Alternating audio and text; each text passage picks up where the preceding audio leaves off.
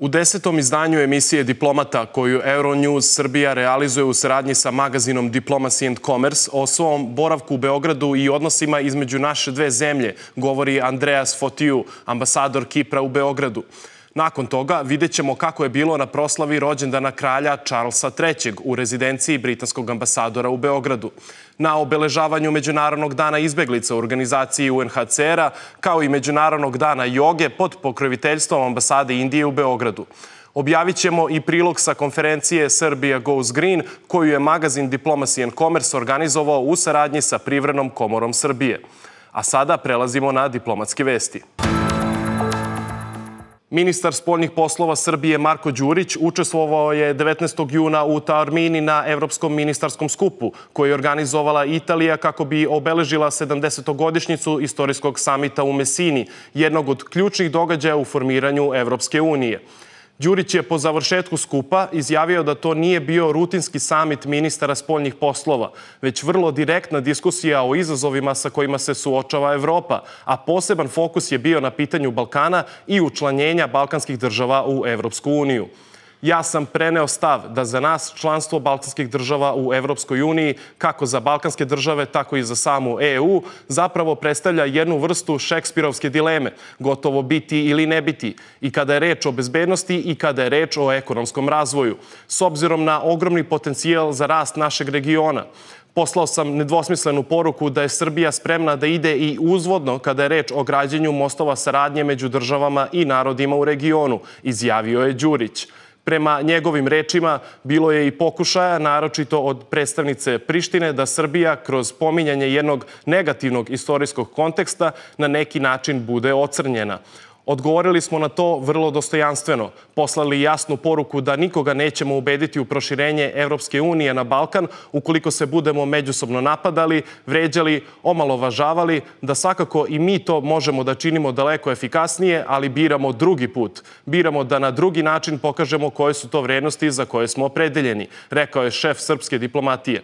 On je istakao da Srbija, kao centralna zemlja na Balkanskom poluostrvu, kao zemlja koja čini 52% ekonomije regiona, predstavlja neophodnu kariku i da je neophodno da igra važnu ulogu u našem delu Evrope.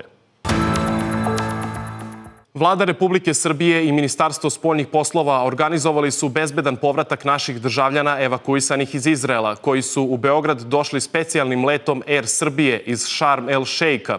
Ovim povodom državni sekretar u Ministarstvu spoljnih poslova Damjan Jović otputovao je u Egipat kako bi pružio potrebnu pomoć našim građanima prilikom ove hitne evakuacije. Obavili smo evakuaciju naših državljana koji su se zatekli u državi Izrael, prvo kopnenim putem do egipatske granice, a potom do aerodroma u Šarm el Šeiku, gde smo ih preuzeli u saradnji sa Air Srbijom. Naši građani su bezbedno stigli od Tel Aviva, izjavio je Jović u Egiptu. Istakao je da je ovo način da država pokaže odgovornost prema svojim državljanima, naglasivši da su ovakve situacije pokazatelj i koliko je važno da Srbija ima jaku nacionalnu aviokompaniju na koju može da se osloni. Ministarstvo spoljnih poslova nastavlja sa naporima da evakuišemo sve naše građane koji žele da napuste kako državu Izrael, tako i Islamsku republiku Iran, gde je još teža situacija i možete očekivati da ćemo i u narednim danima svakog našeg građanina koji želi da se vrati u Srbiju bezbedno vratiti kući, poručio je državni sekretar Jović. Ovom evakuacijom u Beogradu je stiglo 38 ljudi, među kojima su uglavnom srpski državljani kao i nekoliko stranih. Dear viewers, welcome to another episode of The Diplomat. My name is Mijat Kontić, and today speaking with us is His Excellency Andreas Fotiu, the Ambassador of Cyprus to Serbia. Your Excellency, thank you for joining us today. Thank you, and it's a pleasure to welcome you at the residence of Cyprus here in Belgrade, and I look forward to our friendly discussion. Thank you as well, and it's a pleasure to have you. Now, something that I would like to start this conversation with is your diplomatic career. You've served in postings in Brussels and Vienna. How do these experiences compare to your time in Serbia? Well, every posting is different. That goes by definition. Brussels brings you at the heart of the decision-making process of the European Union. You get a very good understanding of the EU policy-making. It's a very good place for networking. People I met in Brussels, I met in other postings as well. Vienna, It's a fascinating city with a very high standard of living that brings you to the heart of international organizations. So it gave me a very good insight of how multilateralism functions. Belgrade is something different. It's a bilateral posting, but with so many possibilities to conduct your work. And for me, being the ambassador of Cyprus to Serbia is truly an honor. This is a more personal relationship that you build with your interlocutors in places like Serbia. And every day you discover something new. The Serbian interlocutors have an ability to engage actively in conversations. They present very solid arguments on various issues. And it is a pleasure to engage with them in many fields of our work, from political dialogue and cooperation to culture and agriculture. It's truly a very inspiring experience here, because I get the opportunity to work on many areas. It's not just one-sided issue, it's many fields of cooperation. Our relationship with Serbia is multifaceted. So I have the opportunity to meet with various interlocutors from many ministries, line ministries, services, agencies, cultural organizations, civil society organizations, students, a variety of interlocutors from the Serbian society. And this is the difference between this posting and other postings, let alone Serbian culture and cuisine that I trust we will have the chance to talk a little bit later. Now, what will be your priorities as the Cyprus ambassador? What are the goals that you hope to achieve during your tenure here? Well, first of all, one has to note that the relations between Serbia and Cyprus are very well rooted. They're based on very strong foundations. Foundations that have kept us together through time, in times of need, actually. Both countries have shown their solidarity to each other at difficult moments in our history. Our relationship is based on our shared values and commitment to peace and democracy, the values that guide us in our foreign policy. So my objectives are to deepen further our cooperation in the areas of economy, political cooperation, and of course culture. I want to show to the Serbian public that Cyprus is not just the beautiful sandy beaches that we have, or the 300 days of sunshine throughout the year, the beautiful Mediterranean sun, but we have much more. We have culture, we have a very rich history, and this is what we want the Serbian public to get acquainted with. So in the framework of our activities, we try to show that. We have organized events showing the history of Cyprus, the tragic events of Cyprus of 1974, and since then my country remains divided with military occupation still going on. And we have also done business events.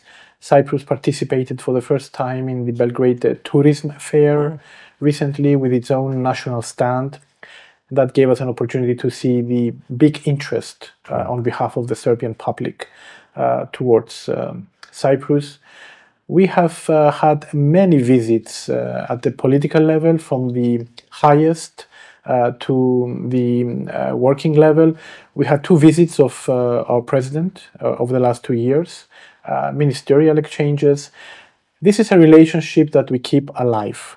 It's a very active partnership. It's a very active and a very dynamic partnership. We're not, we're never satisfied. We want to grow it more and more. And we are very happy to see that this relationship extends now to the level of the people, of the societies. We see more and more Serbs visiting Cyprus. We have Cypriots visiting Serbia. And there is a lot of cultural interaction, a lot of exchanges also, and not just the traditional forms of tourism, we also have alternative forms of tourism. So my objectives are to strengthen the relationship, not just in terms of numbers, but also in terms of quality. And quality means bringing Cyprus to Serbia, in the sense that the Serbian public gets acquainted with my country, and that will give them the motivation to visit it, and this leads us to more tourist flows, etc. So I'm happy to see that we're doing well in all areas, and of course my responsibility is to take it even further. Now, you mentioned foundations. Serbia and Cyprus have had good relations ever since the time of Yugoslavia. How do you see this relationship evolving in the future? Indeed, our relationship goes back to the times of Yugoslavia and the non-aligned movement, where Cyprus was also a member. The relationship, as I said in the beginning, is a dynamic relationship that evolves. It has evolved from a friendly relationship to brotherly relationship now. Of course. I'm not shy, if I may use that term, to say that many people here call me brother. And this shows the brotherly relations between Cyprus and Serbia. So it is a relationship that we continue to work on. We continue to invest in this relationship, as I said before, with many exchange of visits at all levels and in many fields. But what makes this relationship very unique is a relationship between the people.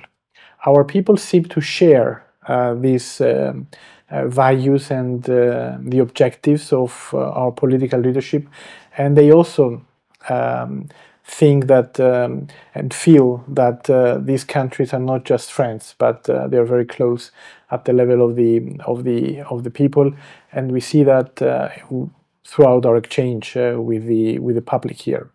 We are very satisfied that this is a relationship that continues to develop, and our objective is to grow it even further.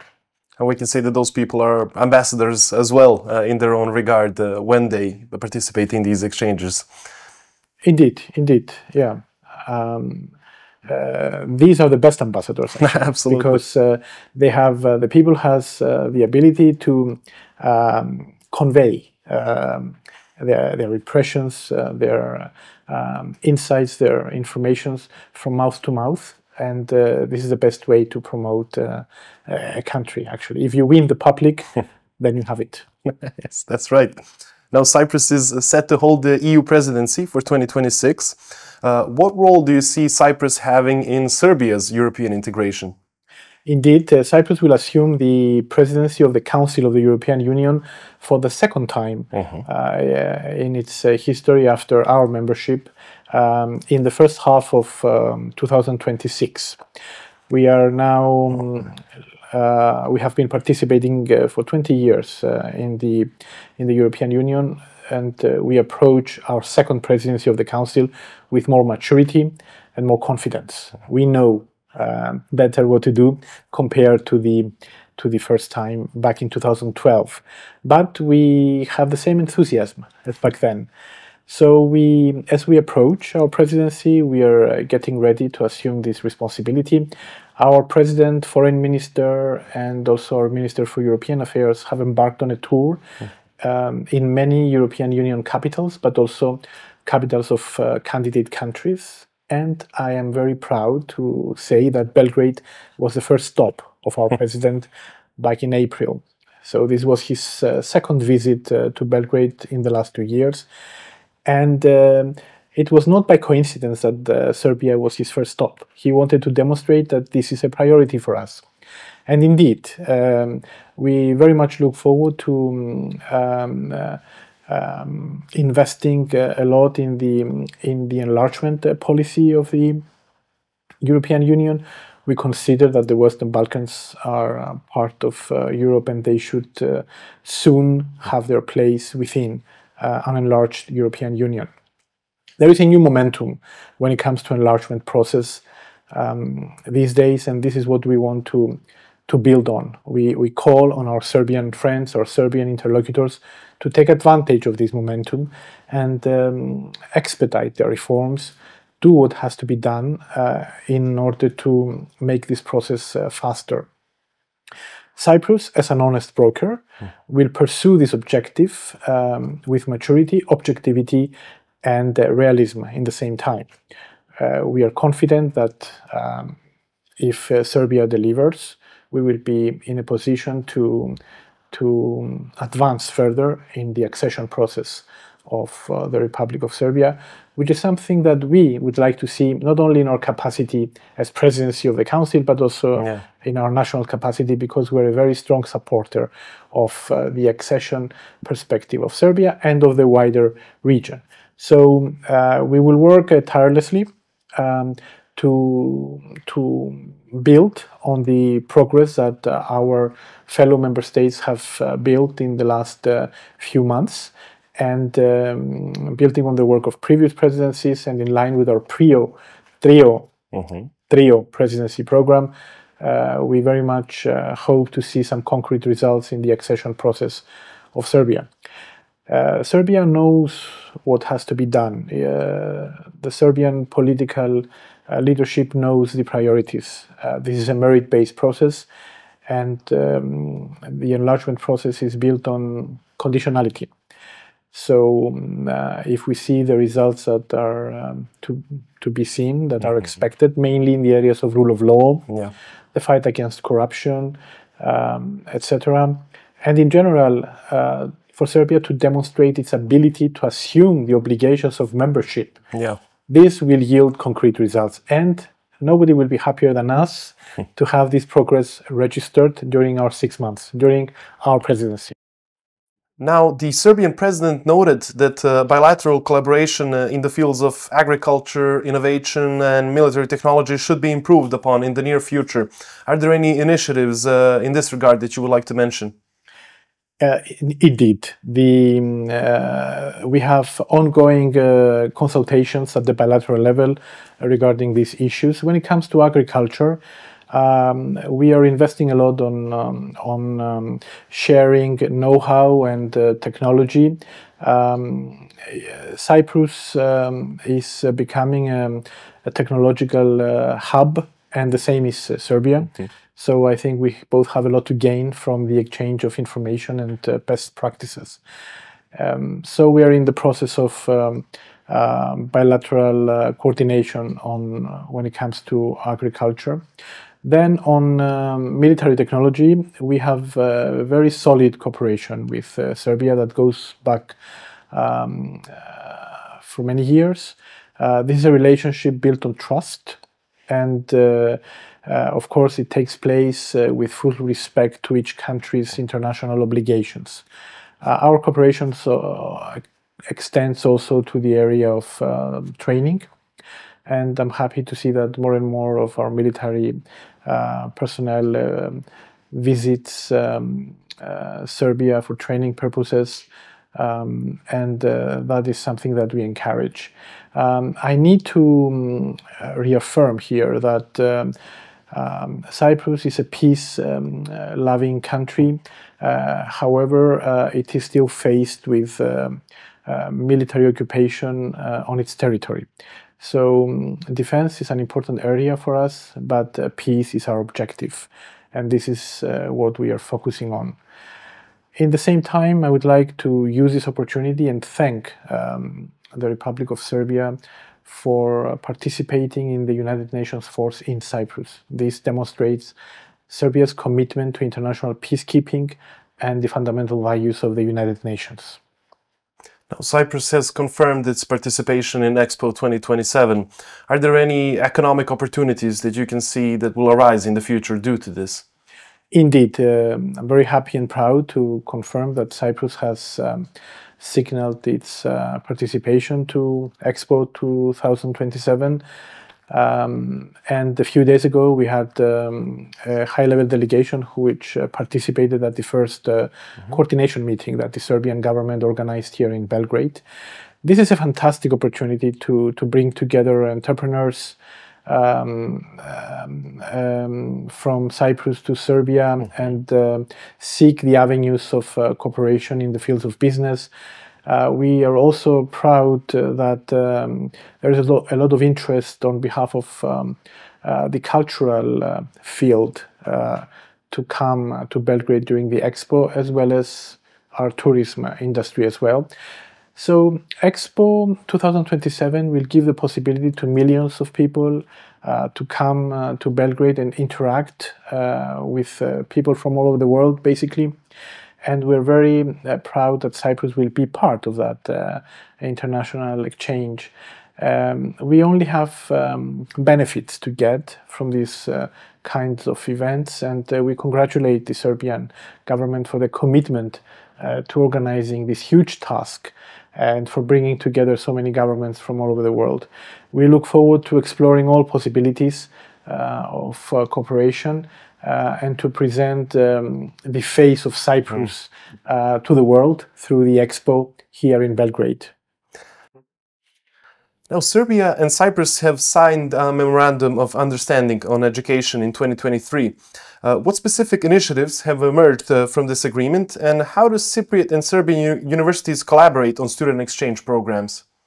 Indeed, in 2023 we had the visit of our president to Belgrade, and we used that opportunity to convene the third intergovernmental meeting between Cyprus and Serbia.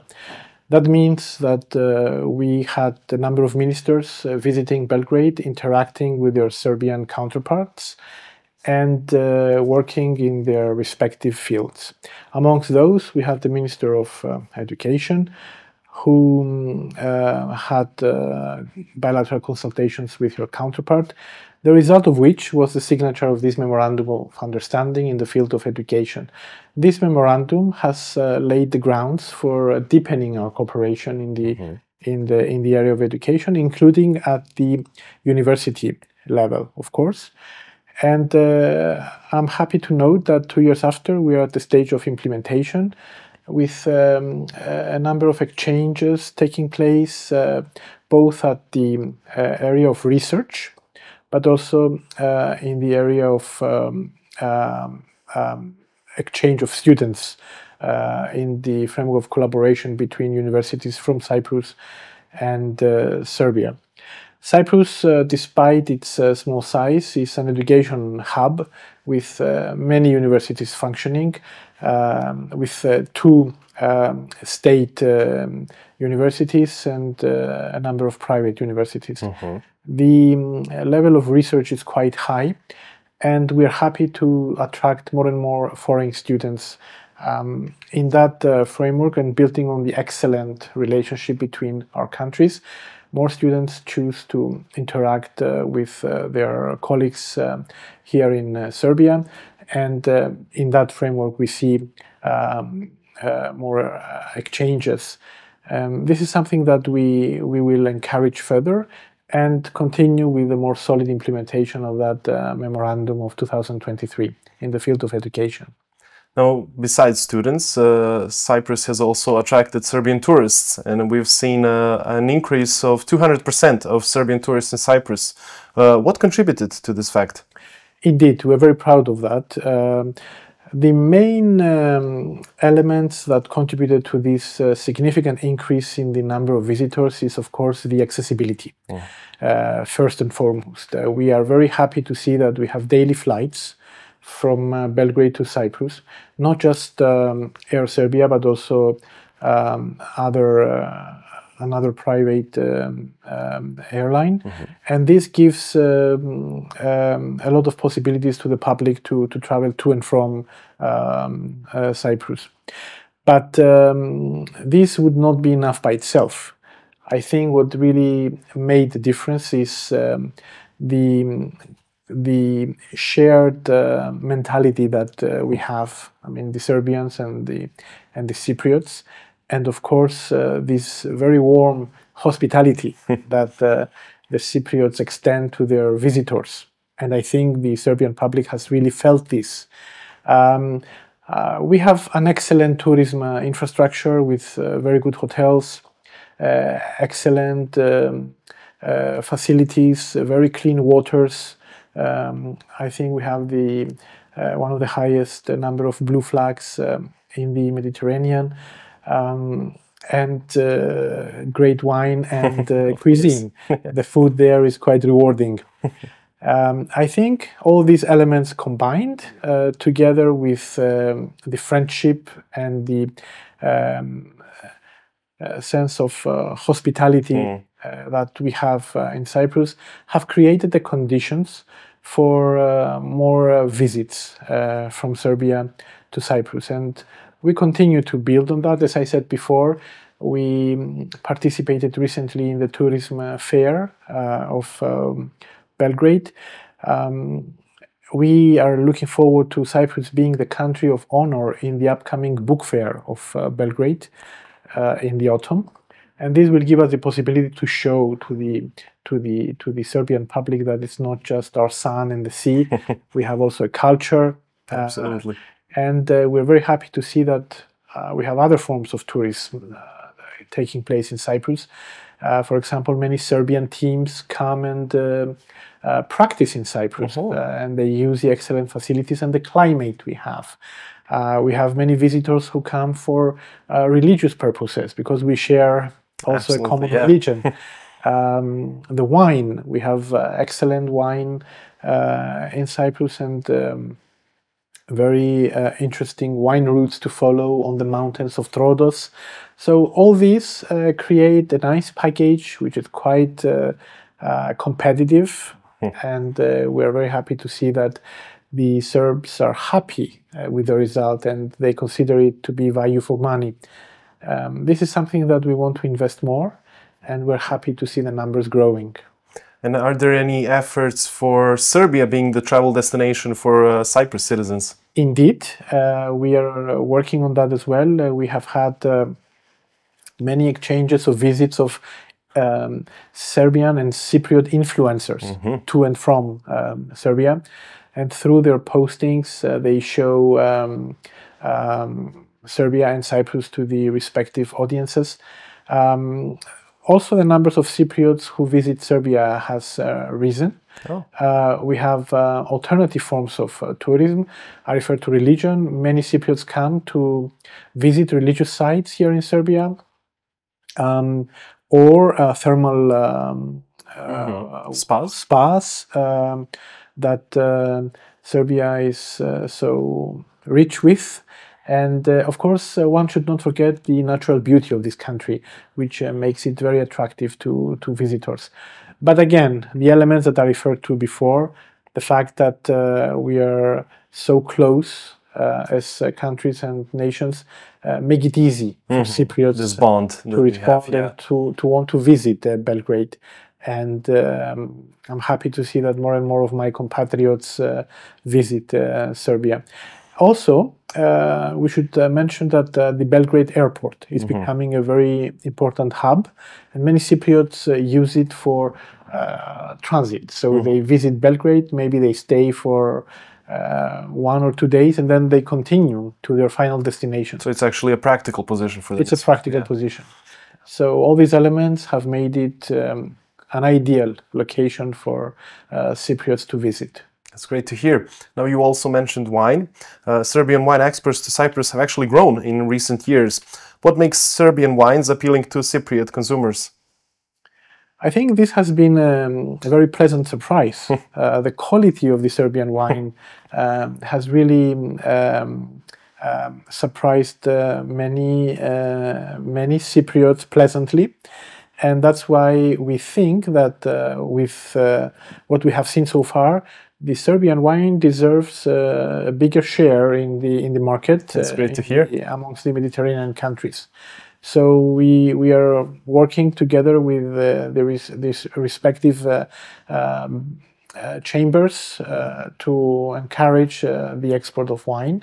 Not just the Serbian wine to Cyprus, but also vice versa. So it's vice versa. We are also very good wine producers, and the prospects are really good. This is a new area of business cooperation, and we believe that it has a huge potential. Now, while we're mentioning wine, we also have to mention food as well. Serbian and Cyprus cuisines both feature grilled meats, fresh vegetables, and strong Mediterranean influences. How are you enjoying the Serbian cuisine, and what Serbian dishes have impressed you the most? Well, this is something that I have been enjoying to the maximum in the 2 years that I have been posted to Belgrade. Cevapi, sarma, kajmak, to name only a small number of my favorite dishes, have really made me like this country more. There are many similarities. I think the Serbian cuisine has touches from the Mediterranean cuisine as well, and vice versa. This, of course, relates to our historical background. I think that we both can appreciate a variety of ingredients, and we both nations can appreciate a good time around the table. Absolutely. So it's also the nice atmosphere that's brought to the table. It's always this has to do a lot with the people who sit around the table. So it's not just the food; it's also the atmosphere, as you rightly said. But definitely, the culinary level here in Serbia is very high, and I must say with some level of regret that I have overdone it to some extent. A little bit. So this is something I need to watch. But as I said, it's really a great experience to go around your beautiful country, to see the warm hospitality of the people who offer to their guests food, and I rarely say no to that. And how could you? Understandable completely. Now, for your last question, could you tell us what do you hope will be the lasting legacy of relations between Serbia and Cyprus? I hope that this will be a legacy of continued trust, friendship, and efforts to deepen our cooperation even further. A legacy of two countries that have strived in their history to maintain peace and stability in our respective regions.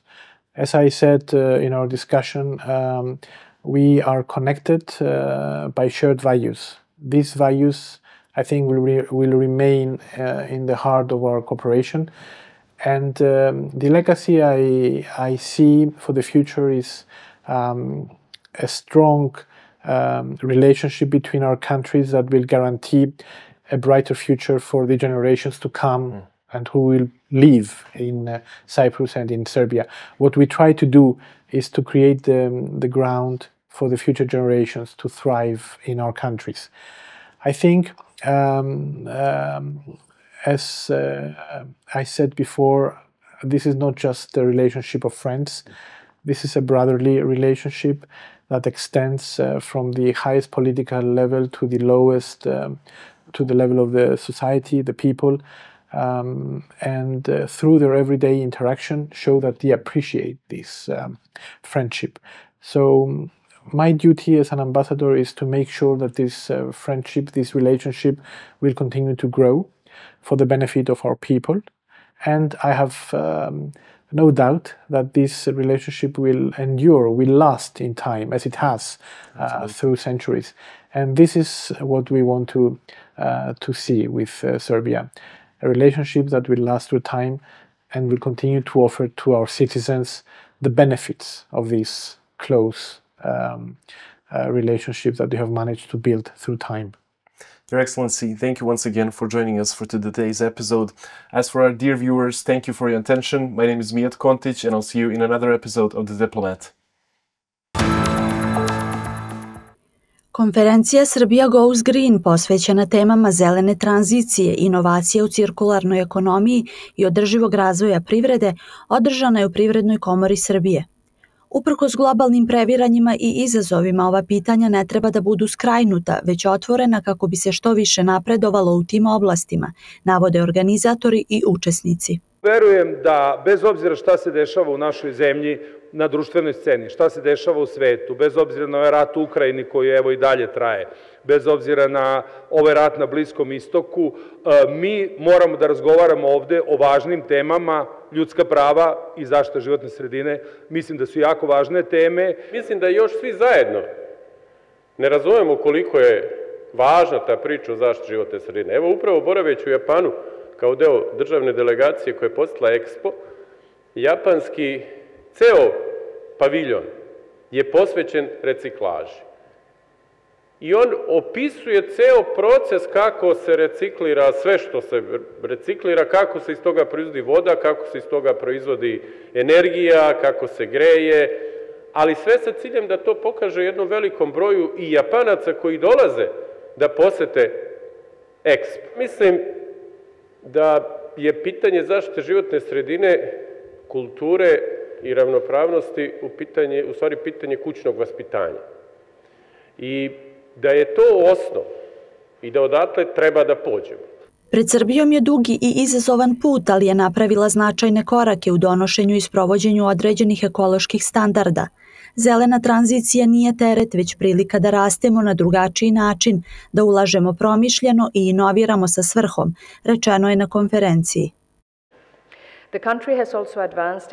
Srbija je ostvarila napredak u usklađivanju sa zelenom agendom Evropske unije kao i u izradi nacionalnih strategija za zaštitu klime i životne sredine. Sljedeći izazov je doslednost pri sprovođenju teorije u praksu. Rad Ujedinjenih nacija u Srbiji fokusira se ne samo na tehnološke i financijske aspekte zelene tranzicije, već i na to kako ona može biti sprovedena na pravedan i inkluzivan način.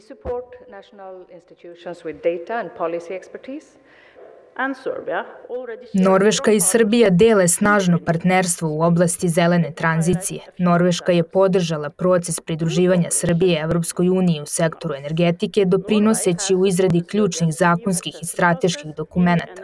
Također podržavamo civilno društvo kroz program Pametni Balkan, koji promoviše ekološke vrednosti i demokratiju. Srbija je donela stratešku odluku da sarađuje s Norveškom na reformi svog elektroenergetskog sistema. Pre nekoliko godina udružili smo se s UNICEF-om kako bismo podržali mlade u Srbiji u praćenju kvaliteta vazduha u njihovim školama. Norveške kompanije u Srbiji pridržavaju se ekoloških standarda. Srbija ima oko 3 puta veću energetsku potrošnju od proseka Evropske unije kako bi postigla isti bruto nacionalni dohodak. Najveći je emiter gasova sa efektom staklene bašte na Zapadnom Balkanu, čiji se energetski sektor u velikoj meri i dalje oslanja na fosilna goriva. Dobra vest je da je Srbija preuzela važne obaveze kao odgovor na globalne napore za ublažavanje klimatskih promjena. Podstakla je ulaganja u obnovljive izvore energije, posebno u solarnu i energiju vetra, uključujući konkurentne tržišne opcije. U kom pravcu ide planeta kada je reč o zaštiti životne sredine polemisalo se i tokom 2 panela, a događaj u organizaciji Color Media Events podržali su Privredna komora Srbije, Coca-Cola Srbija i Coca-Cola Crna Gora, Delta Holding, Sekopak, Carlsberg Srbija, Alijansa za cirkularnu ekonomiju, MK Group i kompanija Palkovski. Izbegličke priče o bolu, gubicima i progonu nisu puka statistika, već surova realnost koja se dešava u mnogim delovima sveta. Kao podsjetnik na to da im je važno obezbediti mogućnost ne samo da preživljavaju, već i da napreduju kao punopravni članovi nekog novog društva, svake godine obeležava se Svetski dan izbeglica.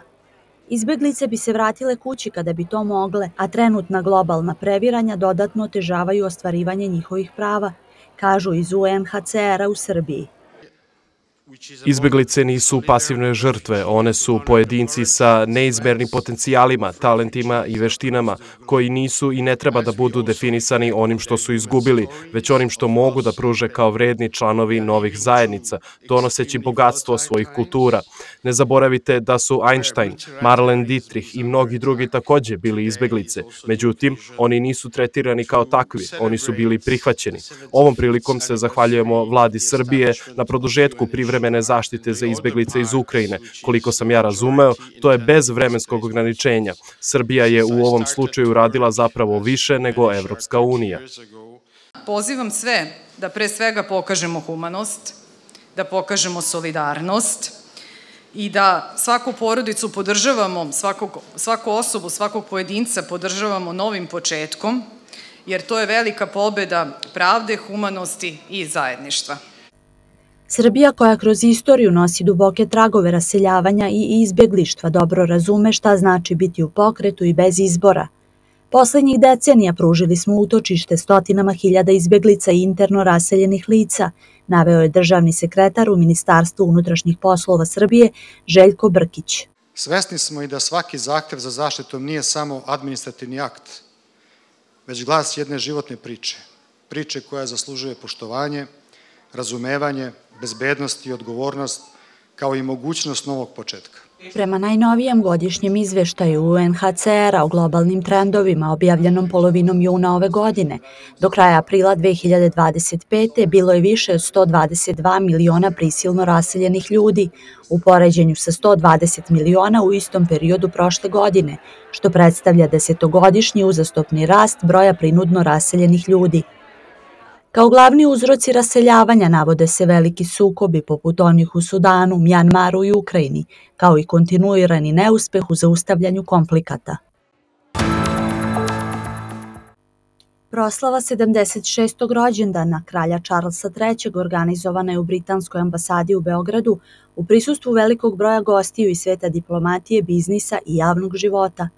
Na prijemu kod kralja Čarlsa III. U Buckinghamskoj palati, neposredno pred dolazak u Srbiju, britanski ambasador Edward Ferguson je, kako kaže, čuo mnogo o lepotama i mentalitetu naše zemlje.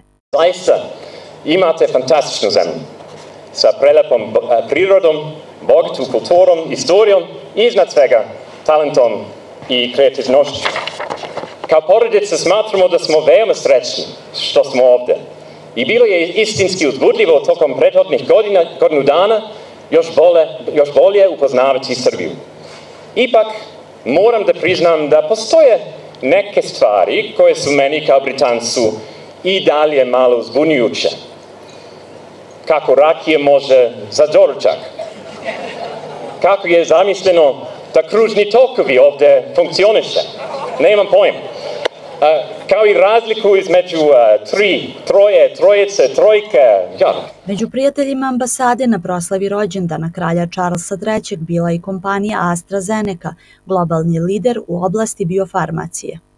I nije slučajno da je sedište naše kompanije baš u Cambridgeu, prestonici nauke, jer naša misija i jeste da, pomerajući granice nauke, donosimo najnovija rešenja u oblasti medicine kako bismo pomogli pacijentima širom sveta. S tim u vezi naša ambicija je da do 2030. godine transformišemo standarde u lečenju i učinimo da milijarde ljudi širom sveta dobiju najnovije terapije, pre svega u oblasti onkologije, kardiologije, respiratornih i retkih bolesti. Slavljenička atmosfera u britanskoj rezidenciji protekla je uz podsjećanje na još jedan lep jubilej. Ovog juna se navršilo tačno 60 godina od kad su Beatlesi snimili kultni hit Yesterday, a prema rečima ambasadora Fergusona, Srbi i Britanci, osim muzičkog, dele sličan ukus za umetnost, film, televiziju, sport i modu. Više od 250 ljudi prisustvovalo je proslavi Međunarodnog dana joge koji je ambasada Indije organizovala kod spomenika Pobednik na Kalemegdanu. Isti događaj, osim u Beogradu, obeležen je još u 15 gradova širom Srbije. Događaj je realizovan uz podršku grada Beograda, fondacije Iša, fondacije Viša joga i drugih partnera. Praktičare i entuzijaste joge pozdravila je ambasadorka Šubdaršini Tripati, koja je govorila uopšteno o jogi, ali i interesovanju ljudi u Srbiji za tu drevnu indijsku veštinu. Međunarodni dan joge obeležava se poslednjih 10 godina nakon što su Ujedinjene nacije usvojile rezoluciju koju je podržalo 177 zemalja članica, uključujući i Srbiju.